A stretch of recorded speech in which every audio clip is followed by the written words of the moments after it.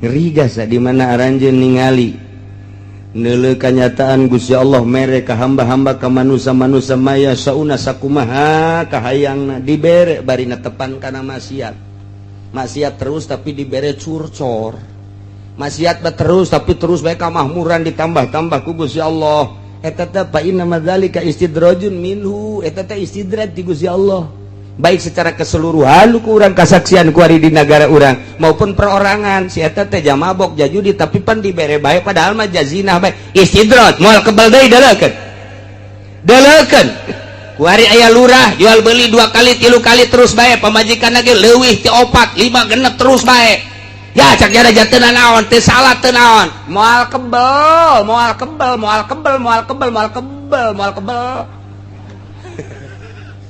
ya tuh tinggal didalekeun wae kasaksian ge ku urang emang gua istidrat ti Gusti Allah lainnya anak nu belah kamari ieu ge contoh geus loba jasa contoh lurah nu ngaringkuk ku ari geus teu daya teu upaya jangan buadeg jasa ku ari eta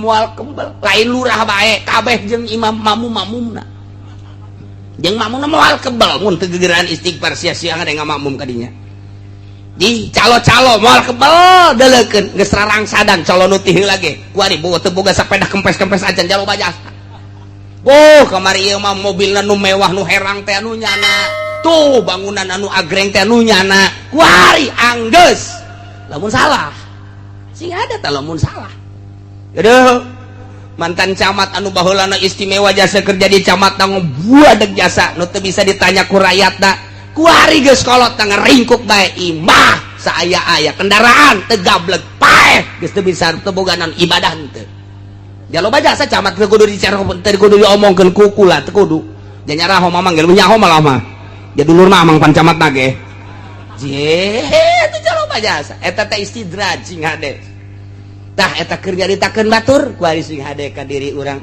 aing besi di istidraj bae lamun dibere kokocoran ku Gusti Allah harta loba jasa kemudian ieu aingna teu ibadah istidraj berarti lamun urang mah ibadah di kocoran nah ieu mah pangbubungah ti Gusti Allah nah nu mantak sing hade loba jasa berarti nu ku urang kadeuleu istidraj ti Gusti Allah teh mantak sing hade cekasan nyaritakeun wallahi ma hadun minan nas basatallahu lahu fid dunya falam yakhaf ayakuna qad mukira lahu fiha illa kana qad naqasa amaluhu ajaza ra'yu teu aya hiji jelema ti manusia dijembarkeun ku Gusti Allah dunyana tapi teu sieun bahwa eta adalah tipuan ti Gusti Allah istidraj ti Gusti Allah berarti nya teh kurang amal jeung kurang pemikiran moal kebal deui bakal kena siksa ti Gusti Allah.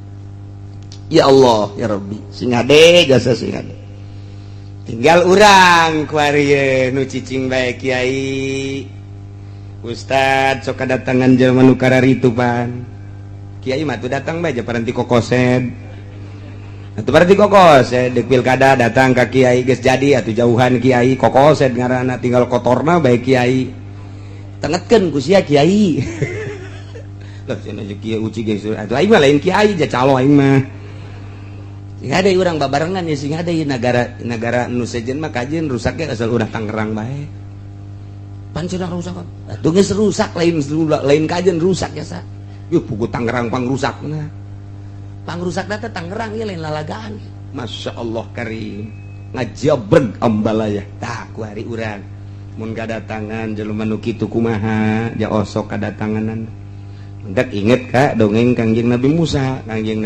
diwahyuan ku Gusti Allah Musa idza ra'aital faqra muqbilan faqul marhaban bi syi'aris sholihin di mana anjeun neuleuh jelema fakir datang ka anjeun sambut marhaban bi syi'aris sholihin sambut mun aya jelema fakir komo ahli ibadah sambut ku anjeun eta teh anjeun teh keur kadatangan syi'aris sholihin coba kiai aya nu nyambut nu fakir namun aya kiai na keur ngedeng bae kitu. Waalaikum. Ka pamajikan saya teh coba. Eta mah tetangga anu miskin teh bejakeun keur istirahat. Istirahat. Jeung sayupon. Masya Allah. Ieu urang can bisa jadi kiai ge can bisa. Can bisa urang keur kiai. Waalaikum. Saya tak. Kita menini cenah. Ninina ya bangun mau kempleng tawang menta-menta bejakeun keur sare can bisa jadi kieu teu bisa nyambut Assalamualaikum ka anakna coba deuleu sa jadi eta mah cenah bangunna santri sekolah teh beberak rada kolot kanyohan santri sa calanana panjang sampingna kaluhur oh Cianjur ya kajian kukumaha ge Cianjur ya bae kajian kukumaha ge naik naon nih kadinya na bu kesangan bah tidak istirahat bae lagi ditegor sih aku Gusti Allah ditegor jauh orang dititana ge kuduna marhaban bi syi'aris sholihin mun aya nu kos kitu masyaallah marhaban ya ahlallah marhaban tanggep urang kebeban ceget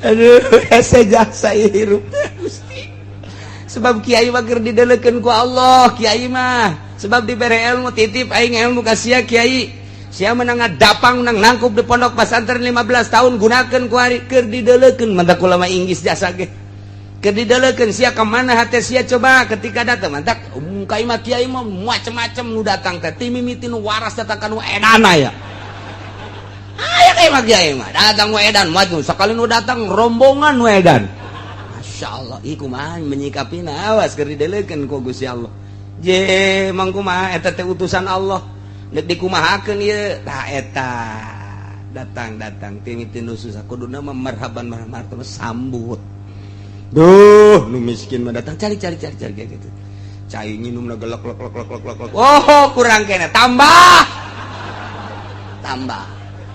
sakanu pelayana santri geus eueuh deui cenah teh mah cai sumur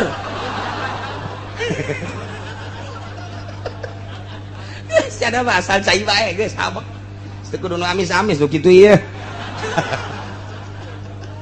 sambut bu masyaallah geus dibere cai ge geus bunga endasa komo diajak dahar geus katarimakeun jasa ieu teh lain sakadar sakitu cak Gusti Allah neuleukeun bagus ya nyambut tambah aing nang aing ngiriman teh mantap ka Kangjeng Nabi Musa mah kos kitu marhaban bi syi'aris sholihin datang nu miskin teh kudu bunga datang nu pakir kudu bunga di aku pangleuwih ngakuna nu pakir jeung nu miskin mantap lamun aya kiai ngahormat ka camat salah ngahormat ka bupati salah naon sebab kiai mah keur magahan rakyat leutik ketika nyana berdampingan bangga jeung bupati cak bapak-bapana santri je ai nyana dihormat aing teu balik sia cak bapana balik ulah mondok di dinya kunaon tuh aing teh dihormat datang ka dinya pugunya da dikiaikeun ge ku aya anak-anak aing mondok di dinya nyana teu ngahormat ka aing puna aing mah kesangan bae ka dieu pan leumpang naik ojek betul pada itu mah dihormat jasa aing teh ditanya-tanya can balik ceng pindah mondokna awas ya nang sae teh nang Allah salah ngacak ke kiaina pugunya nama magahan ge rakyat leutik alif jaber ba abah bagan ceng ya coba anak camat nu mondok anak camat nu mondok anak bupati nu atuh anak itu biasa bae atuh ja urang dikiaikeun so teh ku rakyat kudu leutik beja berba aba teh jaberta bata beja berba teh jaberta bata nin jaberta tama jalan mata sinjaresi ajuan mata sia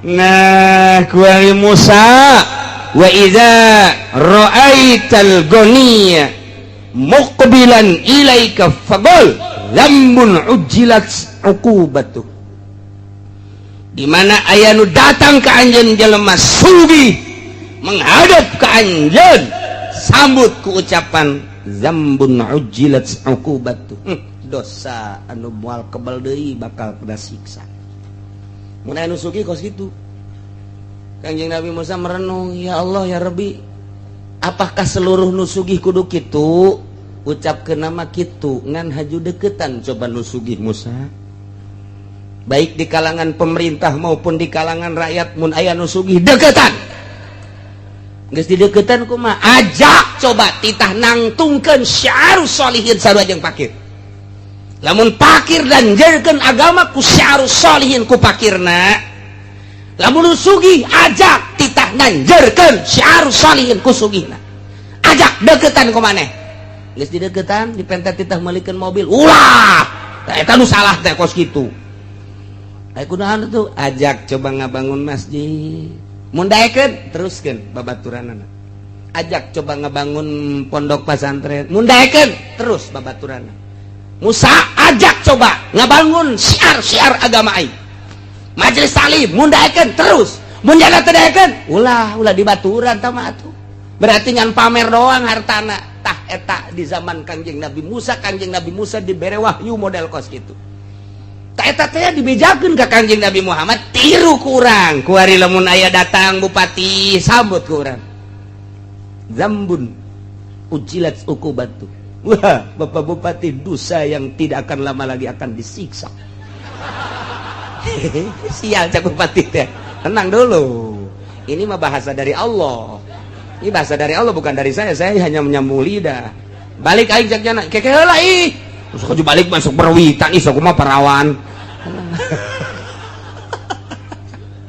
deketan ke orang bupati coba ajak Pak ya di kampung saya lagi ngebangun masjid ukurannya sekitar 40x40 nah ini sekarang lagi dibangun mau ngecor baru 40% sekarang mau ngecor kalau Bapak berkenan untuk menyumbang nah ini saya harapkan sumbangan dari Bapak mah Bupatina dari uang saya nih deketan tak Bupati kos gitu deketan tak lamun cak Bupati nanti tunggu APBD dulu jauhan tak Bupati kos gitu jauhan tak mana kenang-kenangan Bupati di Tangerang ngabangun masjid mana tinggal gitu baik mana kenang-kenangan Pak Bupati pribadi nu ngabangun masjid taklim kitu bae mun nyana bagus deketan mun nyana henteu jauhan lain cak sungut kula cak sungut Allah kula mah ngabedakeun doa lain di Tangerang mah Serang lain di Serang mah Pandeglang ieu mah sakadar nyaho bae jamual ieu ngaji eta urang ngaranna eta keur carita bupati gubernur dan lain sebagainya ulah ti APBD ti dirina jasugih tah kuari pengusaha datang ke orang nyaritakeun nya batu bara punya saya batu bantar punya saya juga waduh geus poharanya sih buka batu bantar Serang meureun kadinya wah bae nu nyana kabeh wah berarti pengusaha luar biasa saya beli alat beratnya langsung dari Jepang saya turunkan ke sana kerja semas saya dengan pemerintah dan gubernur di sana wah luar biasa alhamdulillah yang ini yang di sana dikirim ke Australia yang di sana dikirim ke Amerika yang di sana dikirim tuh ke situ tuh ke mau tuh untuk ke itu VTU itu saya punya itu alhamdulillahirabbil alamin sambut kurang zambun ujilat ukubat dosa nu moal kebal deui disiksa kan kadang-kadang lain deui cek jana teu ngeunah ieu kae tenang heula eta mah ucapan Allah jati tah kitu ka Kangjeng Nabi Musa lamun nu susah aya nu susah aya kiai susah aya ustad susah jeung kiai-kiai mah geus bae sambut tah Musa cak Gusti Allah marhaban bi syi'aris sholihin mun aya kiai nu mana bae ti mana bae geus bae sambut bahasana eta kos kitu tak bahasana marhaban bi syi'aris sholihin sono urang ngobrol hayu urang teh nah eta jeung ahli-ahli agama jeung nu susah kararitu mun nu sugih bahasana omongkeun zambun ujilat uqubat sia aing cenah naon geus diomong kos kitu mun paeh wal kebel ieu kahisaban dunia mahalaluha hisabun wa haramuha ikabun yaqabun moal kebal mun bapa paeh kahisab kanjeun kumaha ge jalain cakula jak cek nabi tama kula mangan nyaritakeun doang ulah loba omong ieu motor bae moal teh di motor begitu di motor marhaban bi syiari sholih tolol datang nu sugih mah luar biasa nu susah diantepkeun ieu kiai Bangkawarah ieu kos kudu kumaha nah kuari pengusaha deketan ku urang deketan teh ulah hayang jang diri sorangan jadi diri sorangan mah geus dijamin ku Gusti Allah dahar nginum engke ge aya bae nu mawan cucurut bakal nanti ulah sieun beurit marawan ka dinya ucing marawan ka dinya ye atuh tah mah geus pokona kitu bae geus di Gusti Allah Allah Maha Kawasa jelema nganang karak bae dah cak Gusti Allah nu mere atuh maung pun mang mawakeun ka dinya roti di jajalan ge ku mau Masya Allah ulah sieun-sieun atuh komo urang loba jelema merenanan mau ngarupa anak orang ku anak orang padahal mau ngeta kan emang mau jadinya sok ngakolan bapak sok menta maksa itu mau ngaran teh kos kita deketan ajak Musa cek Gusti Allah yuk ngenteng menang ngomong teu kudu ngomong ajak ke masjid ajak ke majelis taklim ajak ke pondok pesantren mun nya haju ngomong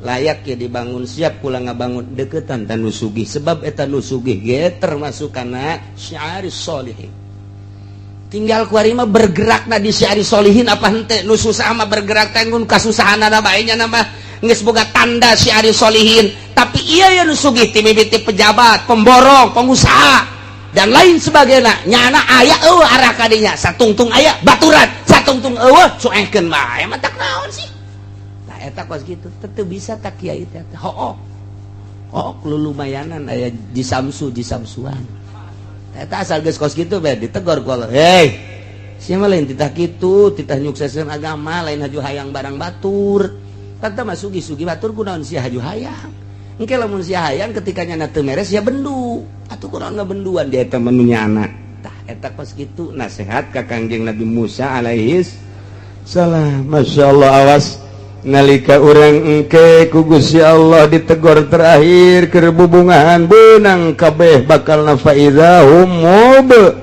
lisun fakuti adabirul qaum maka dicabut akhirna kaum dipotongkeun dipenggaskeun alladzina zalamu eta jelema nu zarolim kabeh tungtungna dibeakeun kabeh eta mah engke bakalna dibeakeun kabeh lamun tangkal kayu ngan sakadar pang-pangna doang diragajian ditutuhan sirungan deui tangkal kayu kuari tak tangkalna kadang sirungan deui sanajan jadi lambat kuari dihandap tetep aya keneh nu sirungan deui tapi ieu mah geus dicabut jeung akar-akarna fakuti adabirul qaumil ladzina dicabut langsung ku Gusti Allah jeung akar-akarna mun nisbat ditangkal kayu geus moal sirungan deui kitu kene jelema zalim cabut ku Gusti Allah moal sirungan deui Abu Jahal cabut Firaun cabut Namrud cabut dicabut bae ku Gusti Allah aya teh melalui rakyat engke aya nu melalui Gusti Allah langsung siksa ku Gusti Allah cabut ku Gusti Allah tah pencabutan kitu teh kadeleuna mah melalui tangan masyarakat hakikat ti Gusti Allah mun geus teu bisa ku kitu langsung ku Gusti Allah tsunamikeun deui gempakeun deui cabut ku Gusti Allah contoh nu bara heulang geus tinggal kuari urang keur berhadapan jeung Amerika Amerika mah poha jasa ieu teh jeung urang kuari teh keur lain lalagaan teh menghadapi Amerika teh Indonesia mah geus bertekuk lutut tapi di luar negeri anti Amerika nangis nampak luar biasa sanajan ditincakan Irak tetap rakyat anti Amerika tidak akan diserahkan negara secuil pun terhadap Amerika termasuk Libya sanajan geus diacak-acak ku Amerika cek rakyat Libya anti Amerika tidak akan kuserahkan secuil pun negara Libya terhadap Amerika nementak dibom deui kedutaan Amerika na kurang Libya acak-acakan kuan aya pembuatan film Kangjeng Nabi Muhammad baheula mah Fajar Isa Demisi baheula mah kuari aya pembuatan film ieu Kangjeng Nabi na nampak begitu nampak ternyata pelecehan dibom kedutaan Amerika di Libya satu suara Irak Iran wabeh ieu mah lamun diteruskeun kuari pemberitaanana bisa perang dunia perang agama ieu mah lain lalagaan kuari di Indonesia kuari geus 1-2 geus mengetahui ngan henteu dipublikeun bae lamun ieu dipublikeun hudang ujianana kiai-kiai ujianana mah titah santrina kiai na mangke bae ya Allah ya Rabbi dunia geus hudang ge lain lalagaan ieu mah lamun geus pelecehan terhadap Kangjeng Nabi saha nu teu hudang saha nu teu marudah pangheulana marudah nu kamari ieu perang jeung Belanda aki-aki umur 90 tahun geus kieu bae nya nama aing mah teu perang ge tereh bae ieu jagna teh ye ulah disangka lamun geus pelecehan ka Kangjeng Nabi urang ya Nabi salam alaika ya Rasul salam alaika kuali dilecekeun mun teu hudang nu mabok ke ujianan hudang sial meureun teh Amerika Amerika na lurah paltogeun habak dia eta kepanjangan tangan Amerika ieu mah lain lalagaan ieu mah geus dibom kuari geus diarahkeun deui pembomanana ke kedutaan Amerika nu aya di salah satu negara mal dicaritakeun ku kula kuari geus acak-acakan nu paehna opat anu rumah sakitna Ambalaya kedutaan Amerika di Libya dibom make roket emang kumaha gitu tah ieu kuari keur ka Indonesia keur ngome janggot SBY tenang ye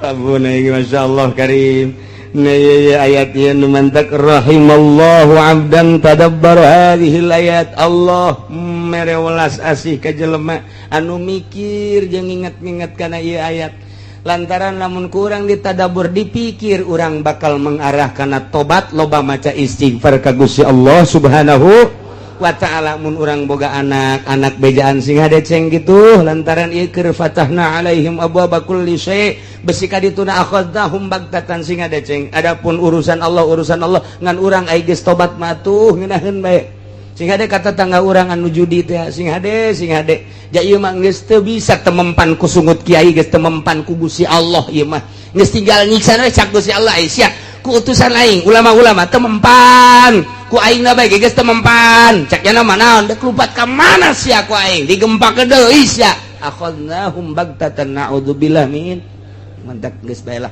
batur mah teu ngadarengikeun urang bae nu ngadenge lobakeun urang istighfar ka Gusti Allah Subhanahu wa ta'ala salurkeun fasilitas nu aya di urang pake syiar agama Allah Subhanahu wa ta'ala nu dibere ilmu tanjirkeun melalui ilmu nu dibere tanaga tanjirkeun melalui tanaga nu dibere wawasan tanjirkeun agama melalui wawasan nu dibere wilayah tanjirkeun agama melalui wilayah anu dibere harta tanjirkeun agama melalui harta eta fasilitas pamere Allah jang ibadah ka Gusti Allah Subhanahu wa ta'ala walhamdulillahi rabbil alamin sadaya puji tangtu ka Gusti Allah nu mangeranan alam kabeh hartina puji ka Gusti teh lantaran ditulunganna para rasul dirusakna para kafirin ku Gusti Allah setelah teu daya teu upaya salila urang berdaya urang kudu ngalaksanakeun daya jeung kekuatan urang kerahkeun daya jeung kekuatan urang untuk melawan musuh-musuh Allah ketika urang teu berdaya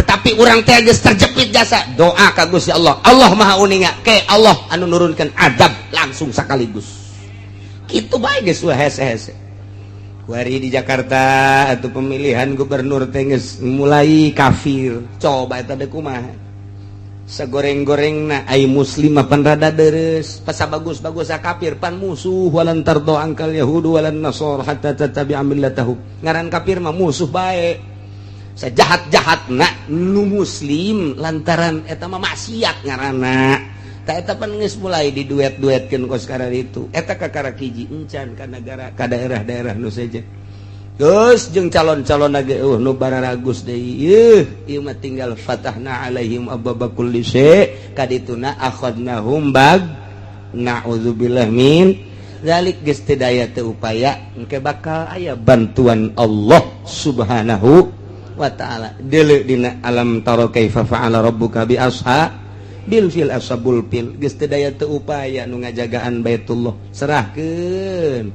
kudu ngajagaan aja nu Gusti abdi mangan sakadar ngurusan abdi bae jeung ngurusan onta abdi atuh ai Baitullah mah nu Gusti mangga jat teges-teges tak kawasa teh ya turun pan burung ababil kitu bae urang mah tah ieu selalu kitu jeung kitu ngan teu meunang kitu bae memehna tetep kudu berupaya urang ngalawan sekuat tenaga ketika nyana aksi nyeun seserang-serangan atawa nyana aya aksi pelecehan-pelecehan seperti film dan lain sebagainya ya otomatis nu mentak urang kuari encan kukumaha di luar negeri banggeus pohara memehna tetep urang ngadoakeun ka ahli-ahli Allah saagama urang nu aya di luar negeri baik nu di Libya di Irak di Iran gitu di Saudi Arabia Yaman dan lain sebagainya Timur Tengah seagama atau di urang kabehan seagama urang ngadoa mudah-mudahan diberi kekuatan ku Gusti Allah Subhanahu wa taala diberi istiqomahan ku Gusti Allah Subhanahu wa taala sehingga tetap agama Allah tetap jaya agama Allah tetap luhur melalui ahli-ahli Allah Subhanahu wa taala bi barakati ummil Quran al-Fatihah. Salam gol idza ra'aitumullaha ta'ala yu'til ibad ma yasha'una ala ma'asihim fa inna madzalik istidrajun minhu lahu.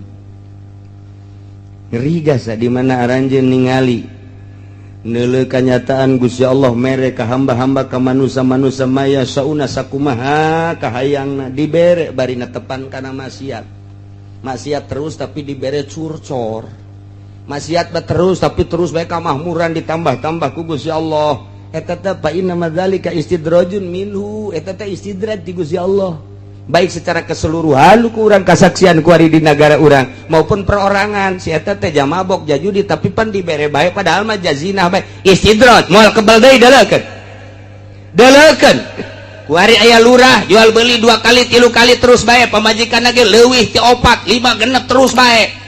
Ya cak jada jateunan naon teu salah teu naon, moal kebal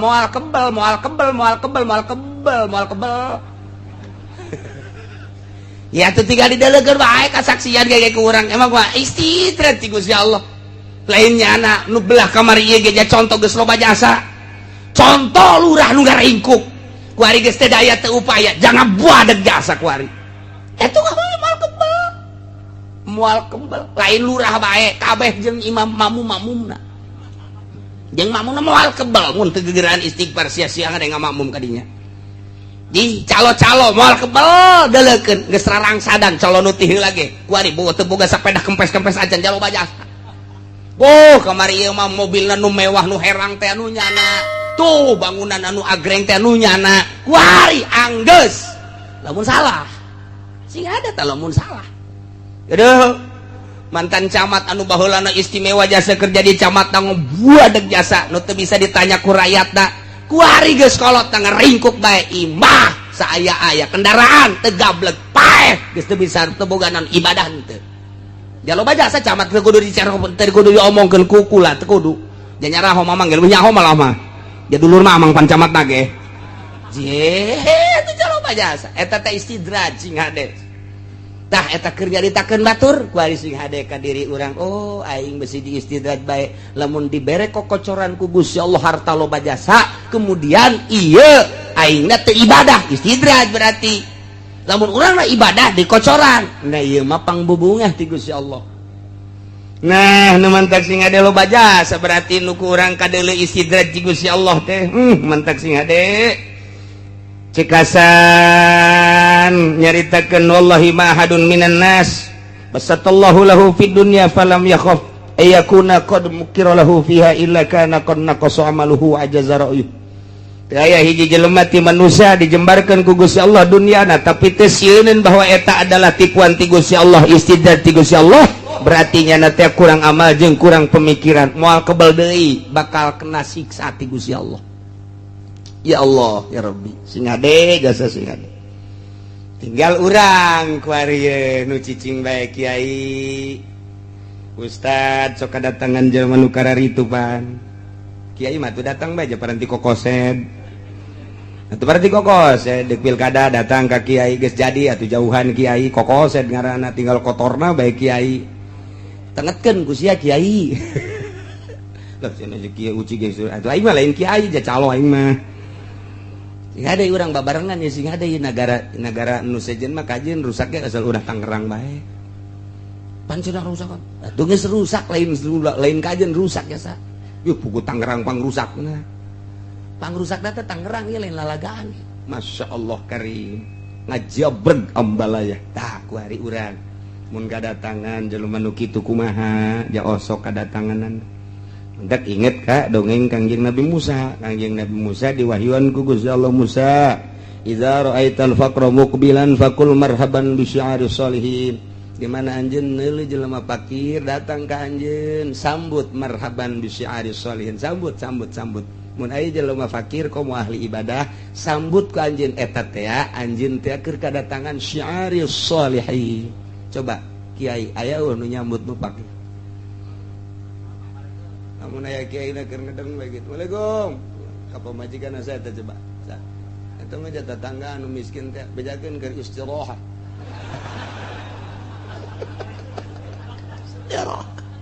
Jeung sayupon. Masya Allah. Ieu urang can bisa jadi kiai ge can bisa. Can bisa urang keur kiai. Waalaikum. Saya tak. Kita ini cenah.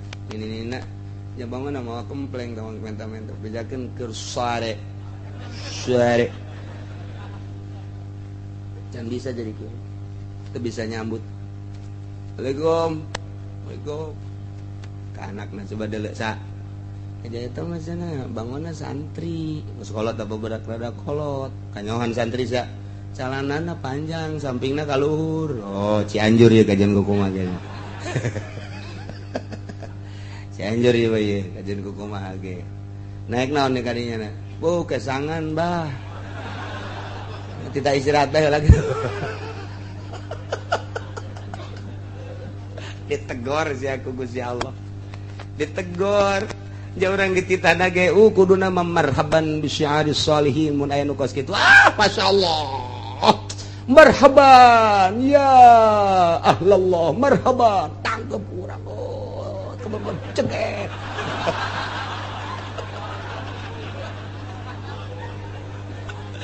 Aduh, asa jasa hirup Gusti. Sebab kiai mah keur didelekeun ku Allah, kiai mah. Sebab dibere ilmu titip aing ilmu ka sia kiai. Sia menang dapang nang nangkup di pondok pesantren 15 tahun gunakeun ku ari keur didelekeun mantak ulama Inggris jasa ge. Keur didelekeun sia ka mana hate sia coba ketika datang mantak kiai mah macem-macem nu datang teh ti mimiti nu waras datang ka nu edana ya. Aya kiai mah datang nu edan maju sakali nu datang rombongan nu edan. Masyaallah ieu kumaha menyikapina awas keur didelekeun ku Gusti Allah. Je mangkumaha eta teh utusan Allah.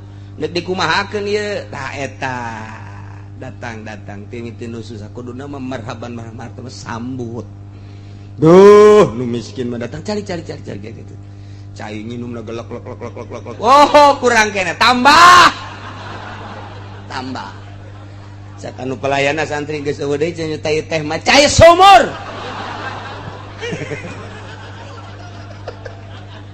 Sada asal cai bae geus habak. Teu kudu nu amis-amis nu kitu ieu. Sambut.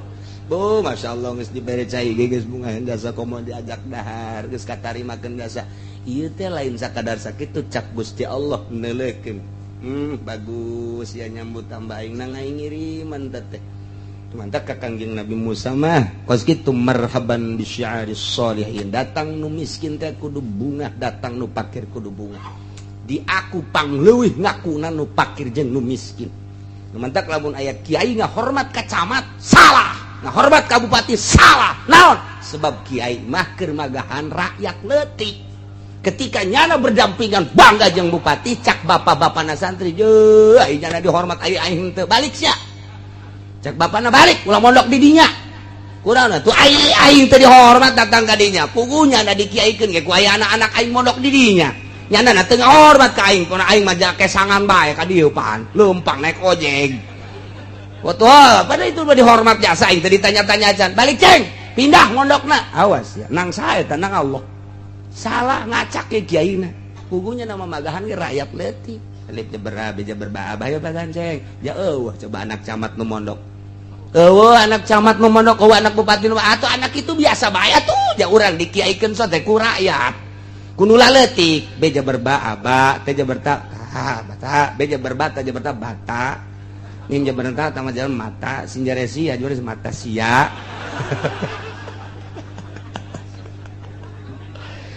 Nah kuari Musa wa idza ra'aital ghaniya muqbilan ilaika faqul lambun ujilat uqubatuh.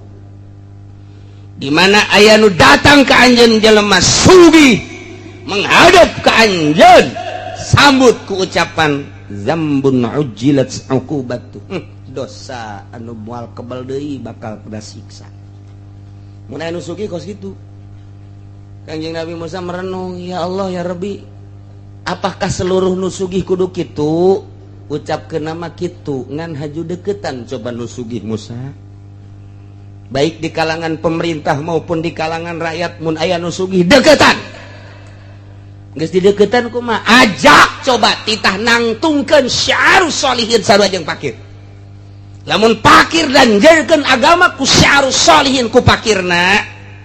Lamun nu sugih ajak titah nganjerkeun syiar salihin kusugihna ajak deketan ku maneh geus dideketan dipentet titah meulikeun mobil ulah eta nu salah teh kos kitu aya kunaon tuh ajak coba ngabangun masjid mun daekeun teruskeun babaturanana ajak coba ngabangun pondok pesantren mun daekeun terus babaturanana Musa ajak coba ngabangun syiar-syiar agama aing majelis taklim mun daekeun terus mun jaga teu daekeun ulah dibaturan tah mah atuh berarti ngan pamer doang hartana tah eta di zaman Kangjeng Nabi Musa dibere wahyu model kos kitu tah eta teh dibejakeun ka Kangjeng Nabi Muhammad tiru ku urang ku ari lamun aya datang bupati sambut ku urang zambun ujilat ukubatu wah Bapak Bupati dosa yang tidak akan lama lagi akan disiksa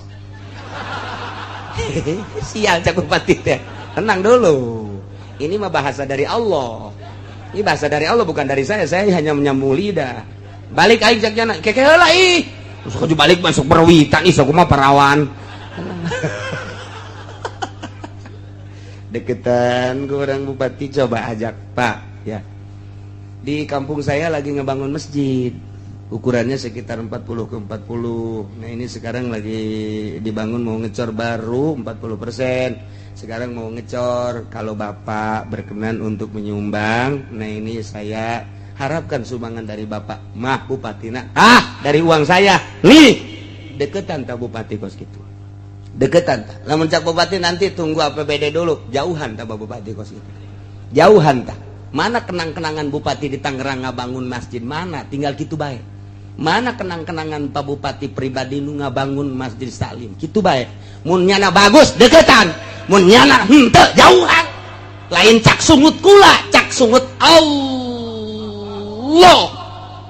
kula mah ngabejakeun doa lain di Tangerang mah Serang lain di Serang mah Pandeglang ieu mah sakadarnya bae jam moal ieu ngaji eta urang ngaranna eta keur carita bupati gubernur dan lain sebagainya ulah ti APBD ti dirina jasugih tah kuari pengusaha datang ke orang nyaritakeun nya batu bara punya saya batu bantar punya saya juga waduh geus paharanya saya buka batu bantar Serang meureun kadinya kabeh nu nyana kabeh wah berarti pengusaha luar biasa saya beli alat beratnya langsung dari Jepang saya turunkan ke sana kerja sama saya dengan pemerintah dan gubernur di sana wah luar biasa alhamdulillah yang ini yang di sana dikirim ke Australia yang di sana dikirim ke Amerika yang di sana dikirim tuh ke situ tuh ke mau tuh untuk ke itu PTU itu saya punya itu alhamdulillahirabbil alamin sambut kurang zambun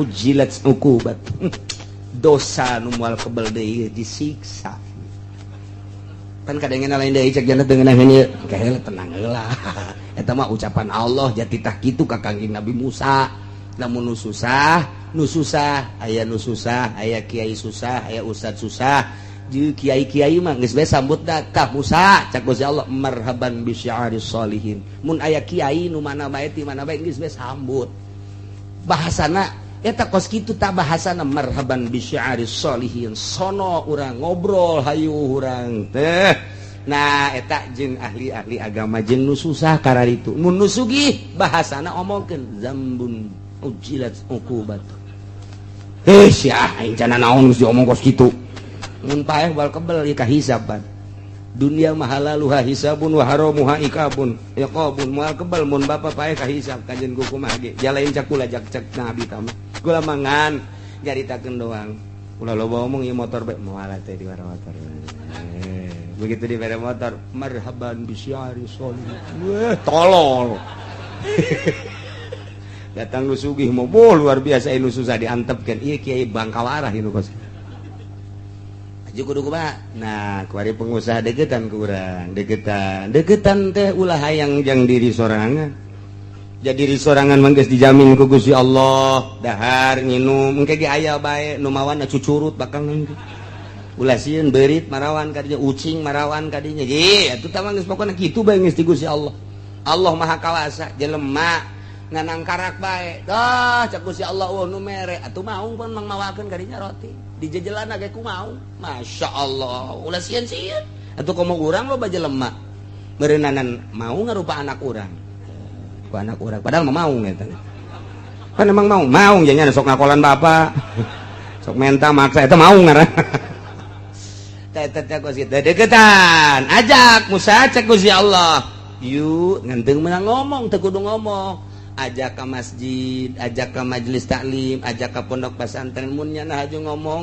layak ya dibangun siap kula ngabangun deketan tan nusugih sebab eta nusugih ge termasuk kana syiaris sholihin. Tinggal kuari mah bergerak na di syiaris sholihin apa henteu nu susah mah bergerak teh ngun kasusahanana bae nya mah geus boga tanda syiaris sholihin tapi ieu ya nusugih ti mimiti pejabat, pemborong, pengusaha dan lain sebagainya nyana aya arah kadinya satungtung aya baturan satungtung cuengkeun bae mah tak naon sih nah eta kos gitu teu bisa tak kiai teh hook lulumayanan aya di samsuan eta asal geus kos gitu bae ditegor ku Allah hei sia mah lain titah kitu titah nyukseskeun agama lain haju hayang barang batur tanta mah sugi-sugi batur kunaon sia haju hayang engke lamun sia hayang ketika nyana teu meres ya bendu atuh kunaon ngabenduan dia eta menunya anak tah eta pas kitu nasihat ka Kangjeng Nabi Musa alaihi salam masyaallah awas nalika urang engke ku Gusti Allah ditegor terakhir keur bubungahan beunang kabeh bakalna faidahum mub lisun faquti adabirul qaum maka dicabut akhirna kaum dipotongkeun dipenggaskeun alladzina zalamu eta jelema nu zarolim kabeh tungtung nabi beakeun kabeh eta mah engke bakalna dibeakeun kabeh lamun tangkal kayu ngan sakadar pang-pangna doang diragajian ditutuhan sirungan deui tangkal kayu kuari tak tangkalna kadang sirungan deui sanajan jadi lambat kuari dihandap tetep aya keneh nu sirungan deui tapi ieu mah geus dicabut jeung akar-akarna fakuti adabirul qaumil ladzina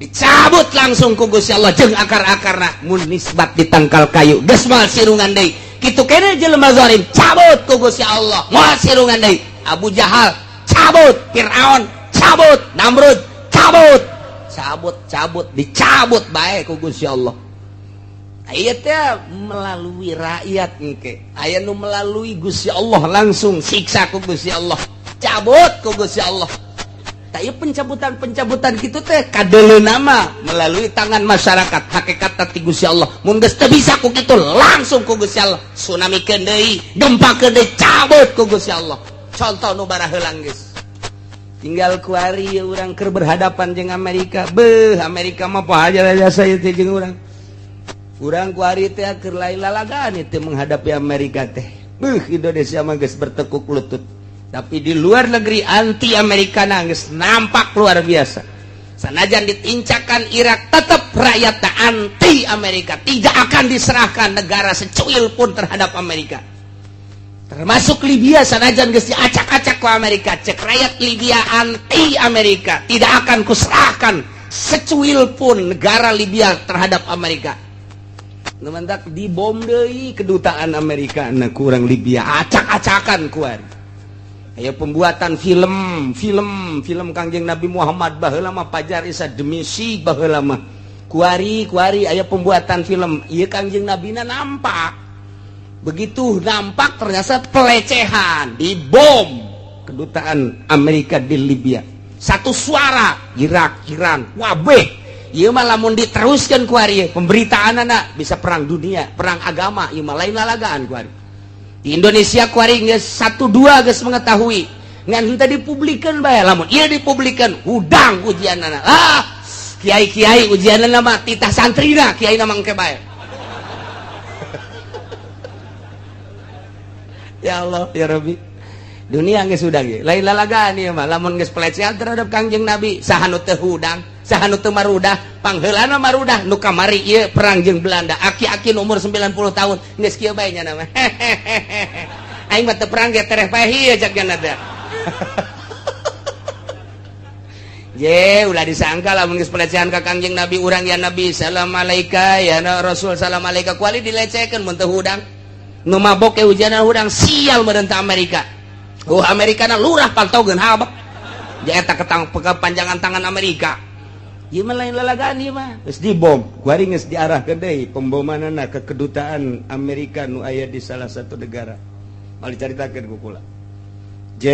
Kuari geus acak-acakan nu paehna opat anu rumah sakitna Ambalaya, kedutaan Amerika di Libya dibom make roket. Emang kumaha gitu. Tah ieu kuari keur ka Indonesia, keur ngome janggot SBY. Tenang ye.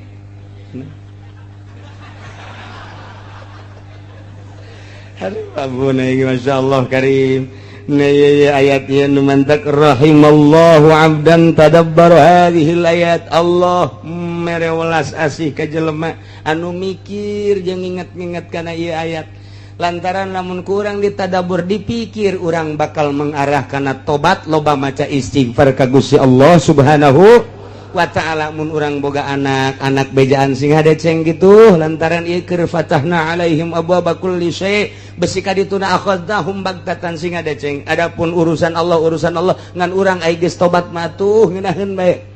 Sing hade kata tangga urang anu judi teh sing hade ja ieu mah geus teu bisa temempan ku sungut kiai geus temempan ku Gusti Allah ieu mah geus tinggal nyiksa we cak Gusti Allah sia ku utusan aing ulama-ulama temempan ku aingna bae geus temempan cak nya mah naon deuk lupat ka mana sia ku aing digempakeun deui sia akhadnahum bagtatan naudzubillah min mantak geus bae lah batur mah teu ngadarengkeun urang bae nu ngadenge lobakeun urang istighfar ka Gusti Allah Subhanahu wa ta'ala. Salurkeun fasilitas nu aya di urang pake syiar agama Allah Subhanahu wa ta'ala. Nu dibere ilmu tanjirkeun melalui ilmu, nu dibere tanaga tanjirkeun melalui tanaga, nu dibere wawasan tanjirkeun agama melalui wawasan, nu dibere wilayah tanjirkeun agama melalui wilayah, anu dibere harta tanjirkeun agama melalui harta. Eta fasilitas pamere Allah jang ibadah ka Gusti Allah Subhanahu wa ta'ala. Walhamdulillahirabbil alamin. Sadaya puji tangtu ka Gusti Allah nu mangeranan alam kabeh. Hartina puji ka Gusti teh lantaran ditulunganna para rasul dirusakna para kafirin ku Gusti Allah setelah teu daya teu upaya. Salila urang berdaya, urang kudu ngalaksanakeun daya jeung kekuatan urang.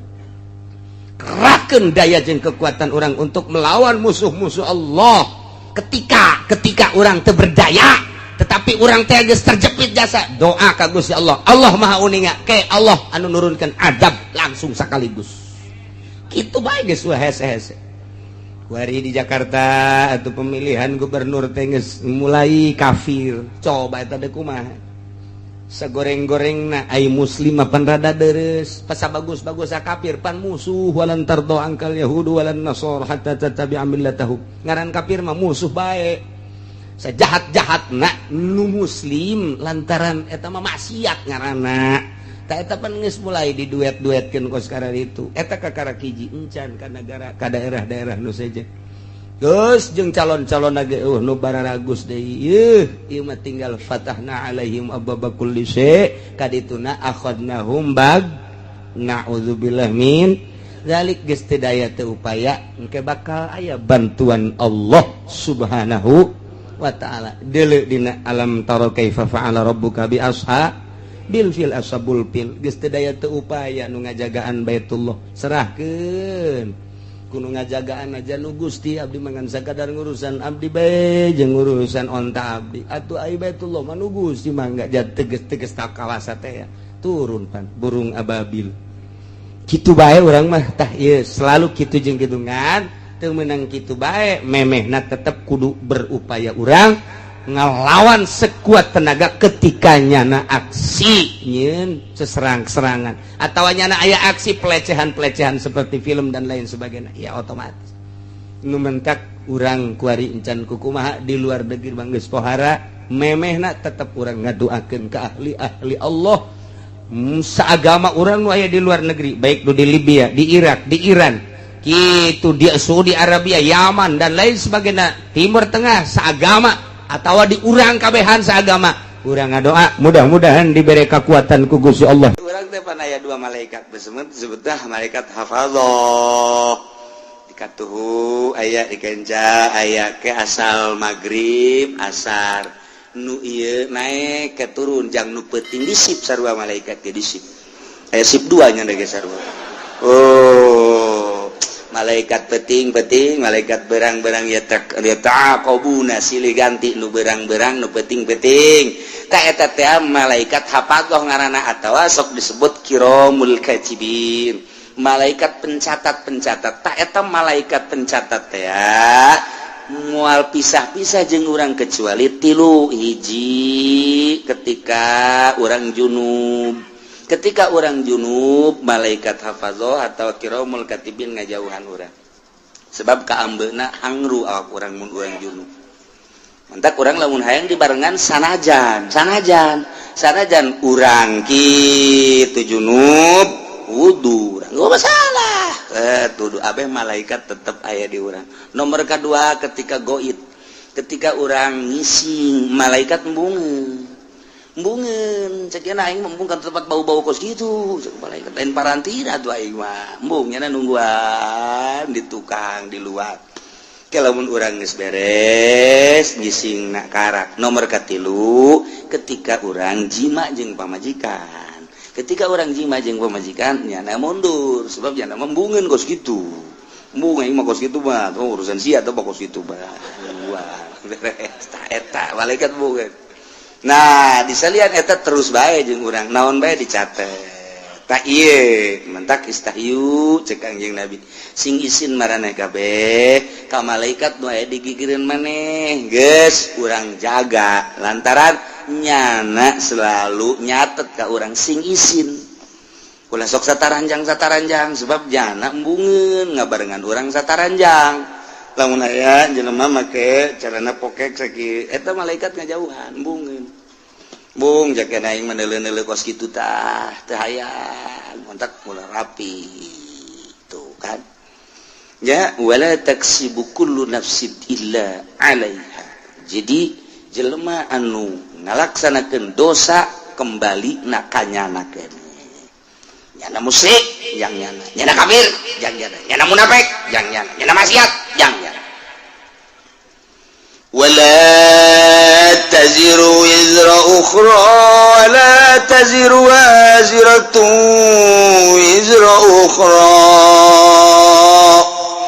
wala taziru mual bisa nanggung nafsu nawakawakan waziratun anu berdosa wizra ukhra kana dosa nu sejen boro-boro nanggung nu batur pugununya naga setengah eugeg dosanya dosa urang teu bisa dosa urang ditanggung ku nyana boro-boro dosa atuh cangkilang di urang ge ku ari urang dek ka Mekah rebo urang babawaan tas gede geus puguh di kabin kemudian atuh tas letik aya 2 kemudian tas paspor di dieu hiji beubeulian segala kapal segala naon boh rebo sakumaha tas balik di Vietnam balik di Mekah tah itu babawaan nu katuhu aya nu kenca aya nu digantungkeun di dieu aya boro-boro endek ngabantuan nu sejen puguh nu nyana ge teu kabawa tak ieu keur carita babawaan di dunia teu bisa atawa aya jelema manggul ini sakintal nu urang sakintal deui pangmanggulkeun deuk kumaha manggulna puguh aya ge ieu sakintal teu kabawa kabeh sakana ieu aya keneh ditunda sia hayang dipangbawakeun teu bisa ta eta keur carita babawaan bae kos kitu. Nah ieu di akhirat dosa urang ku urang dosa batur ku batur teu bisa dosa batur ditomlekeun ka urang dosa urang ditomlekeun ka batur teu bisa wala taziru teu bisa nanggung awak-awakan nu berdosa nanggung kana dosa nu sejen teu bisa ku sorangan bae eta mah masyaallah malah mah kahadean urang anu bakal diserot ka batur ketika urang ngalaksanakeun zalim. Urang puasa, urang salat, urang zakat, urang haji, tetapi ternyata urang pernah ngazolim batur. Nah, yang ke di akhirat di sidang begitu di sidang teh salat urang bagus, zakat urang bagus, segala rupa urang bagus, jol bae jelema anu dizolim ku urang teh neluh misalna urang nampiling misalna urang najong misalna urang ngomong atau urang nyaga caprak di hareupeun batur datang ka batur teu ngeunaheun atawa modal pamarentah jelema ieu boga bangunan di dieu kemudian atuh ieu teh kena planning pemerintah tanpa diganti gaet bae pemerintah zalim ngaranna eta kan zalim nu kitu ngaranna kata orang boga taneuh kemudian dicokot ku batur tah ieu tah zalim ngaranna urangna puasa urangna salat urangna zakat tapi aya taneuh batur dicokot ku urang sia sing hade di akhirat timbang begitu ditimbang bagus jo jelema malaikat ya kumaha eta amalna bagus alhamdulillah bagus ieu tinggal ka sorga bae deuleu buku nu hijina periksa nah aya we catatan zalim oh bener taneuh abdi direbut ku nyana ieu hak abdi wawarisan ti abah kemudian ku nyana bae dicokot abdi geus merengek-rengek abdi boga anak boga incu abdi teh hayang ngajual demi untuk kelangsungan kehidupan anak pamajikan jeung incu abdi tapi dikuasai ku nyana zalim perhitungkeun malaikat perhitungkeun di dunia abdi teu bisa memperhitungkeun lantaran nyana gagah jasa teu beunang carana golok geus aya di bibir abdi jawara jana mah kuari jajawalan hei siap pokona mah tanah abdi ayo hitung jadi kumaha tuh perhitungkeun kumaha miskin aya kumaha waduh ieu mah kadzaliman ieu geus kieu kudu kumaha tuh ya kahadeannya nah kadiekeun salat kakak cokot ku adi haji kakak dicokot ku adi jazolim kanu teh saektar makan ipan tuh kali 5 juta pan semeterna beuh pohar jasa di mana 5 juta lah ngomong lah 5 juta baheulana tuh kan wah dicokotan kabeh tinggal kakana bae atuh beak ieu mah beak itu kabeh bahkan cek malaikat kabeh ieu kahadean geus dibikeun ka dieu masih kurang keneh nah lamun kurang keneh kos kitu kagorengan abdi teu beuleuh ka nyana kabagusan gajaran kakak cokot ke adi yeuh kagorengan adi lantaran kurang kene ieu bae ya naon kitu ngaranna dosa-dosa adi bikeun ka nyana geur mah dicokot kahadeanana diteumleuhan ku dosa muflis ngaranna cek Kangjeng Nabi manil muflis nu muflis mah engke nu datang di akhirat ganjaranana dibikeun ka nu ngazolim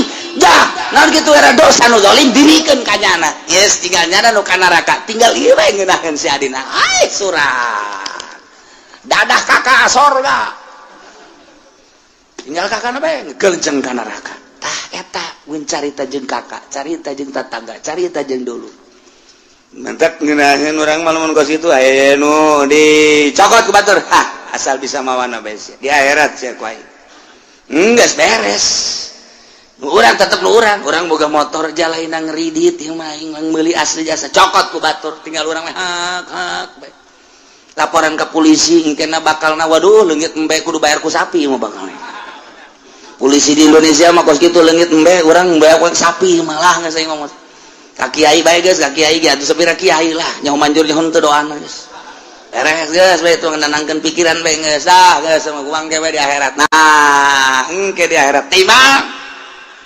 malaikat poswan saya mana poswan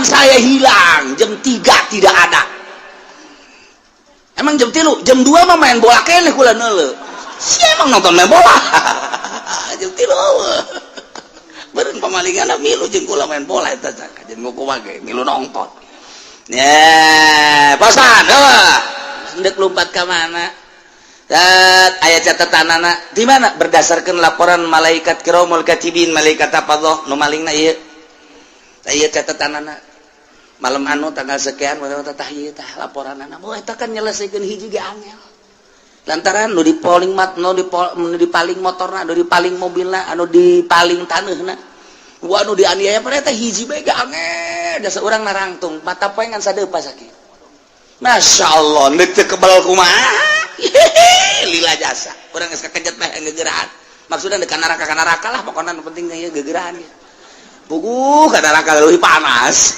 tah eta ayo geura tilet hiji jelema bae ge pohara jasa nah ieu mane maling motor yang geus teu bisa ngahelak deh jauh sungut mata ngomong nu ngomong leungeun al yauma nakhtimu ala afahim wa tukallimuna aydihim wa tashhadu arjuluhum bima kanu sibun leungeun ngomong saya yang bawa kunci tehnya ngomong tah ieu curug saya yang motrek-motrek aduh geus deui aku cak suku kula nu leumpakna aduh aja cak babaturan kula nu ngadorongna atuh geus ieu mah teu ngomong lamun sungut ngomong mal anggeus-anggeus rame atuh jeung malaikat disalah-salahkeun malaikat mentak dikunci subut plak beres teu ngomong al yauma nakhtimu ala afwahihim wa tukallimuna aydihim nu ngomong leungeun arjuhum suku wabeh bima kanu yaksibun naon nu kunyana dipigawe ngomong kabeh ya Allah.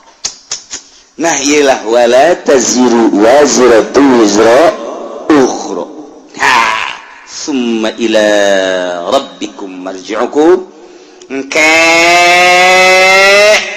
bakal babalik kabeh ke pangeran fayunabbiukum bima kuntum fihi takhtalifun Allah bakal ngabejer biaskeun ngajelaskeun kana naon nu ku aranjeun dipermasalahkeun diperdebatkeun di kitu ikhtilafkeun dipacentraungkeun cak Yahudi pangeran teh Uzair cak Nasrani pangeran teh Isa ibnullah Tritunggal cek Sinto pangeran teh panon pa ieu bima kanu yaktalifun bila kuntum fi taktalifun nu kuarina diperbeda-perbedakeun dibeda-bedakeun diperdebatkeun tentang pangeran cek ieu Uzair cek ieu Isa cek ieu Maryam cek ieu kitu panon poe cek ieu mah batu cek ieu mah kayu engke bakal kanyahoan penjelasan langsung ti Gusti Allah ketika urang babalik ka Gusti Allah urang mah kuari alhamdulillahirabbil alamin nyana pas ini tentang pangeran di hadapan Allah engke urang ditanya sia teh pas ini kunaon urang seri bae tidak ada yang perlu dipasinikeun apa itu pas ini cak malaikat ya pas ini ada bus ini ada pas ini saya tenang-tenang aja kula mah cak malaikat kon teu pas ini henteu kula mah aslina kula mah marji'ukum fayunabbiukum bima kuntum fihi takhtalifun abdi mah memang geus ka Allah tuh nu pasini mah anu mangeranan ka Uzair ibnullah nu mangeranan ka Isa ruhullah nu mangeranan ka Maryam anak Allah anak awin ta Allah anu mangeranan ka panon poe anu mangeranan ka batu ka kayu ka makhluk tah eta anu bakal dibejakeun ku Gusti Allah nu dipasinikeun salah eta teh nu asli mah Allahu akbar Allah alladzi khalaqas samawati wal abdi mangeranan ka Allah oh tenang urang mata urang neuleuh nu pasini engke di akhirat teh urang mah tenang we kalem aja kana si Rudin sama bangun tenang amat tenang kolot-kolot tenang dek naon tuh dipasinikeun itu atur keur pasini kula menungguan lawang sorga dibuka wah aki-aki sombong sih aja tuh kuari mah sombong ya wayahna cek senang kuari mah sombong ge cek jadi sih mah aki-aki anu sok ai jumah na isuk-isuk teh gawe sih maki gawe naon teh mah ka Allah pangeran Allah kuari nu bogana Allah anu ngetaratur ke segala rupa Allah ye sagedeung deui ieu deuk bawa ka sorga ku Allah aduh aing henteu hanjaka teu kosia we ki ye kuari si hanjaka baheula masih aing hayang ngabonceng Gusti teh dibawa pan kuari kakara kerasa Gusti ya engke bakal yang jadi aki-aki anu nurut teh anu jumana isuk bae jumana 11:30 tapi 11:30 kayak lumayan kene sih endog-endog bae menang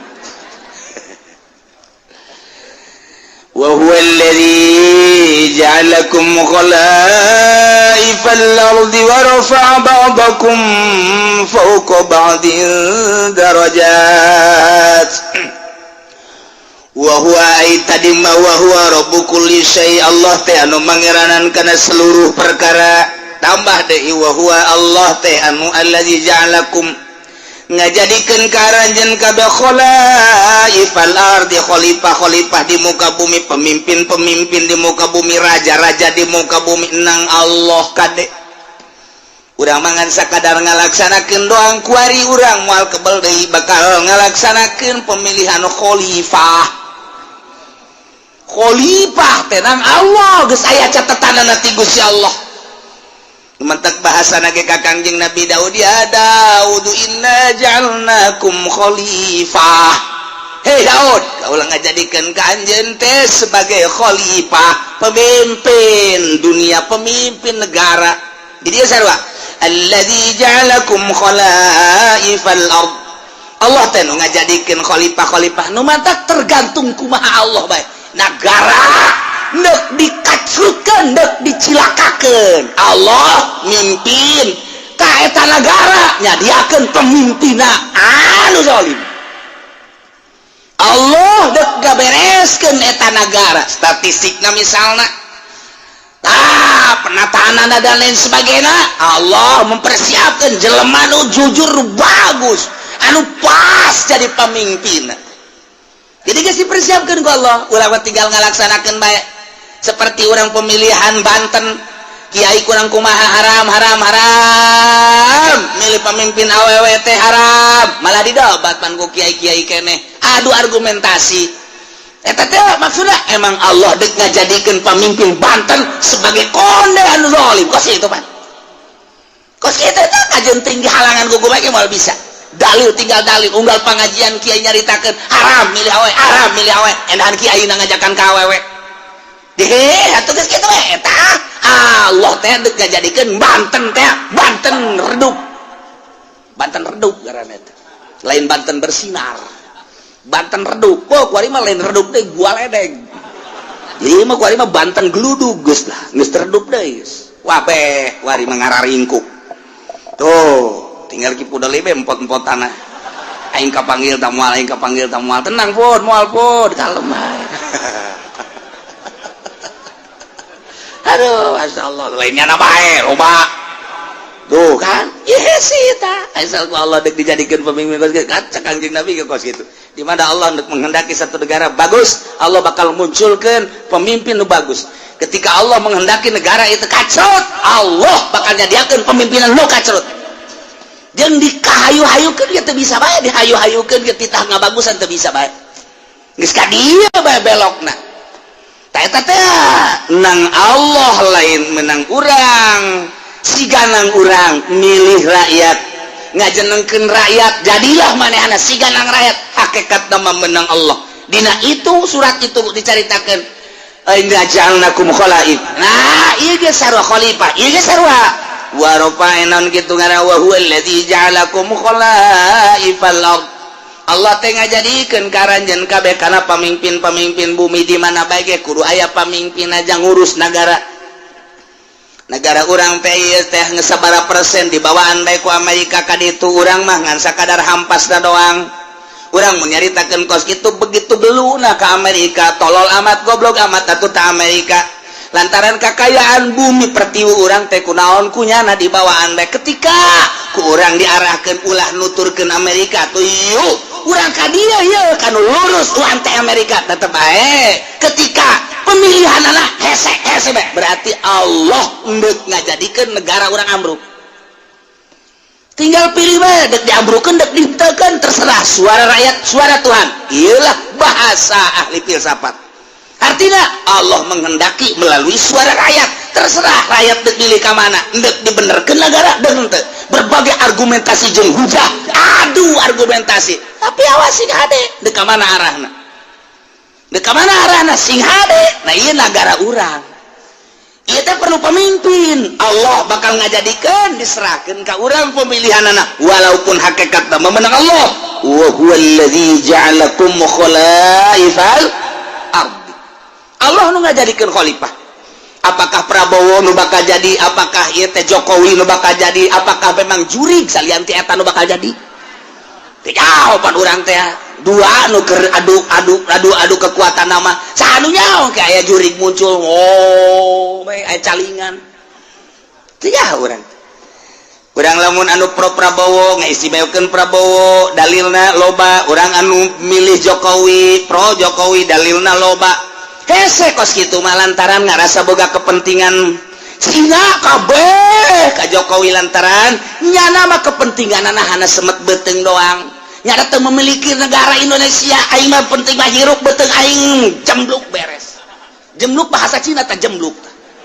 Penting betul aing jemluk ya nama. Sok Cina mah cicing di mana bae apa memilikinya na bahwa ieu negaranya henteu nya nama. Henteu nya nama. Urang dek nuturkeun kos kitu silakan. Tah, ayo argumentasi nu ieu mah memiliki negara. Tah, tapi kan hese di kitu-kitu masyarakat mah boga pilihan aing pan usaha. Lamun henteu bergaining jeung Cina ke bakal kumaha? Pilih bae geus ka dieu ambruk berarti. Aing mah milih ka dieu bae lah lantaran aing mah anu terserah tah amruk ge henteu na nganu jelas mah kabeh ge nu geus ka dieu hese di ka dieu keuna nu geus ka dieu hese di ka dieu keuna lantaran boga kepentingan masing-masing geus dibere acuanana ke tetep bae lebih mengarah kepentingan. Oh kuari bae gitu. Ayo partai Islam nu ngadukung ka dieu pan eta teh meureunana boga kepentingan henteu saluluguna didukung kitu henteu.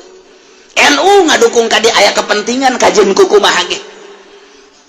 Aya kepentingan kajeun kumaha ge. Jadi berarti kahijab. Anu ngadukung ka dieu aya kepentingan kahijab.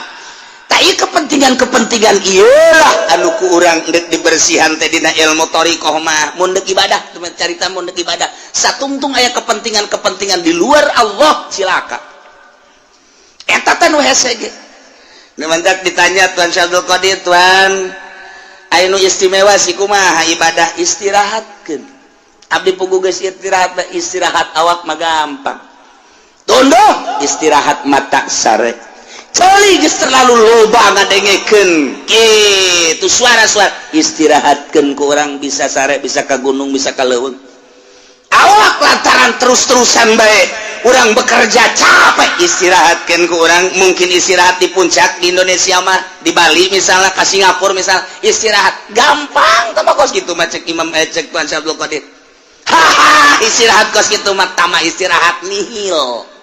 Nu hese kumaha Tuan? Nu hese mah ngaistirahatkeun pikiran. Pikiran diistirahatkeun tina gejolak dunia.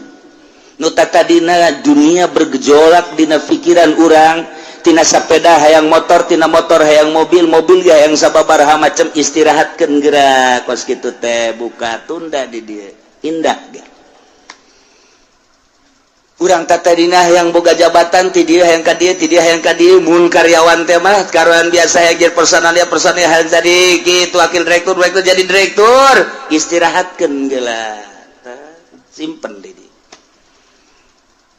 segala rupa istirahatkeun urusan duniawi istirahatkeun ka Allah keun hiji kumaha carana Tuan carana gampang nuku urang diangan-angan nuku urang dipikir-pikir soal dunia eta teh fana rusak bakal ditinggalkeun urang bakal ninggalkeun dah imah nyana ninggalkeun urang ti heula wa imah urang ninggalkeun ti heula nu jelas mah kabeh ge rusak disebutna fana masa sih urang ngudag-ngudag nu rusak nu bakal ditinggalkeun maningat ge urang ngudag-ngudag adu bako pikiran urang kanu maha bako Allah subhanahu wa ta'ala awalun bilam tidak wa akhirun bilam tiasok lempengkeun geura ka Gusti Allah angan-angan piceun timpen di dinya tah istirahat eta nu hese mah istirahat mata mah reup hees istirahat ceuli mah gampang malah istirahat mata mah bari ngaji ge loba toel kuda sia ngaji istirahat teman nu kos kitu mah istirahat mata istirahat ceuli istirahat awak gampang cek Tuan Syabdul Qadir nu hese istirahat angan-angan jeung pikiran lamun eta geus bisa diistirahatkeun tek ketika aya naon aing keur istirahat di kos kitu ayalah tawaran jabatan teu aing keur istirahat aya tawaran awewe teu jore nanti aya ke harapannya eta tolol teu goblok istirahatnya setengah-setengah tahu istirahat kan Masya Allah kurang lamun geus bisa ngaistirahatkeun kos kitu mata hate ka Allah akhrij hubad dunya min qalbika fa inni la ajma'u hubbi wa hubad dunya fi qalbin wahid kaluarkeun geura hubud dunya dina hate lantaran cek Gusti Allah aing moal ngahijikeun hubud dunya jeung hubbu ka aing di hiji hate kaluarkeun nu mantap diibaratkeun ieu teh awak teh okos kitu naon ngaranna okos belantara teh urang leumpang ninggalkeun belantara srut geus ketinggalan ta dunia hiji harapan akhirat kuari urang aya di ranah akhirat ternyata ranah akhirat ke masih kena hijab kene tinggalkan tek kanyunieun akhirat geus ninggalkeun dunia ninggalkeun akhirat kuari urang kanu nyieun dunia jeung akhirat Allah mun geus kadinya indah jasa eueuh kabungahan kecuali bareng jeung Allah eueuh kasenangan kecuali bareng jeung Allah kieu bae sih kuari kieu ye urang lempah babarengan jeung nu boga pabrik egel waduh egle geus kuari mah egle geus urang babarengan jeung nu boga di pasir teh pabrik naon garang-garana Gajah Tunggal urang ka Jakarta ke Bandung bareng merasa bangga sebab naon ieu nu di sisi urang teh nu boga Gajah Tunggal dek ka restoran mana tinggal dek ka hotel mana tinggal reup dek hiburan nu mana tinggal daek sebab nyanalah nu sugih menanggulangi urang aya satu kebanggaan nu hayang bangga woi pohara jasa atau urang babarengan jeung nu boga lipo dunia san urang bae kabeh ngontrak aing doang pohara jasa eta keur carita dunia bae urang nu hobi jabatan gila jabatan bareng urang jeung bupati satu kebanggaan kiai nu babarengan jeung bupati teh ngarokona ge geus lain wah eta cenah overdosis eta overload eta aduh kabeh kadeuleun ku batur aing kiai keur bareng jeung bupati bangga jasa naik nyana jeung menteri dua ngarokon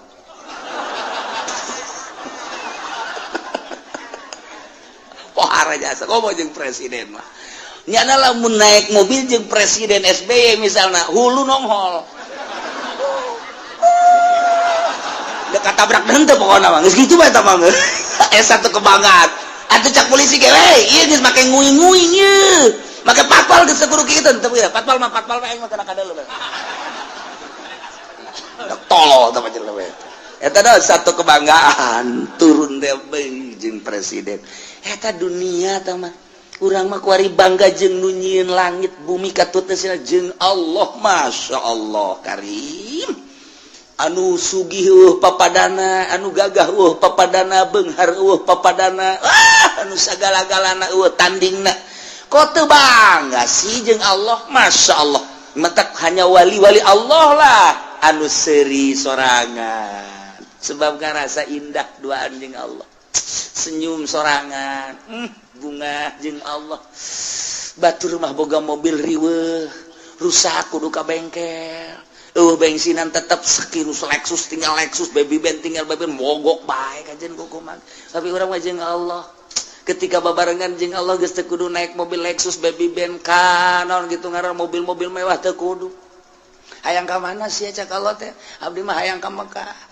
hayang leumpang apa hayang ibarat kumaha Gusti Beton ngalengka bae itu tah dideukeukeun kan lawa eta Baitullah keur ngalengka jeung Allah mah babari jasa ya Allah mobil geus nilaian kapal nilaian naon sebab teu kudu ngabensolan teu kudu ngabensinan teu kudu ieu mah deukeut jasa dibere ilmu toy geus datang Mekah kuari yang mah deui cak Allah hayang balik ka Indonesia neuk naon tuh rindu ka anak tolol sia mah pan keur jeung aing si rindu ka anak ka pamajikan meureun ya kitulah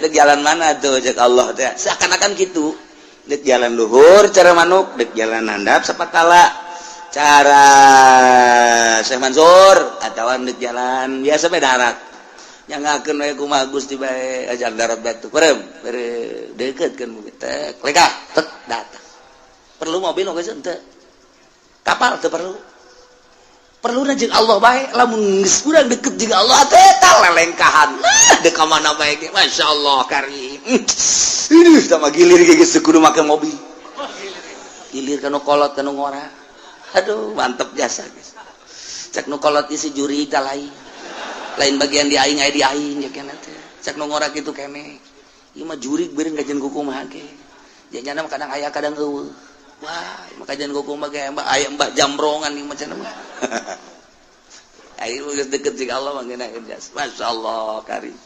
Namun tuan Abdul Qadir buka jeung muridna aya 40 di ditu aya ditu aya ditu aya ditu aya. Bisa kos kitu teh. Gusti bahasa gala-galana. Ya Allah, tinggal urang deket Allah. Deket jeung Allah micenan dunia tah. Nah, mata cek tadi ge istirahat mata gampang, istirahat ceuli gampang, istirahat awak mudah. Nihil tah kos kitu mah. Istirahat angan-angan jeung pikiran nu lain ka Allah istirahatkeun. Mun eta geus bisa mantep. Mantap, orang dakwah ka Gusti Allah. Ngajak melalui Al-Qur'an hadis. Ketika aya nu mawakeun proposal, tidak, saya sedang istirahat. Mabur sia ka ditu. Leutik. Istirahat ke. Aya nu mere mobil ti gubernur. Ayo, ieu mobil hadiah ti gubernur. Kok mere hadiah? Lantaran nyana geus karasa kadukung jeung kadoakeun. Aing istirahat tina pemberian ti pamarentah. Bawa ka ditu Gusti Allah. Teu hayang aing istirahatkeun kitu kitu. Karak pol ka Gusti Allah. Gimbir jelema, okos jelema tapi lain. Okos lain jelema tapi jelema. Sebenarnya saha sih nyananya? Eta istirahat di dokes gitu. Talamun urang geus bisa ka istirahat berutan Tuan Abdul Qadir, istirahat angan-angan, istirahat pemikiran selain Allah. Karak cekas ujianna. Eueuna naon? Allahumma ya qadiyal hajat Allah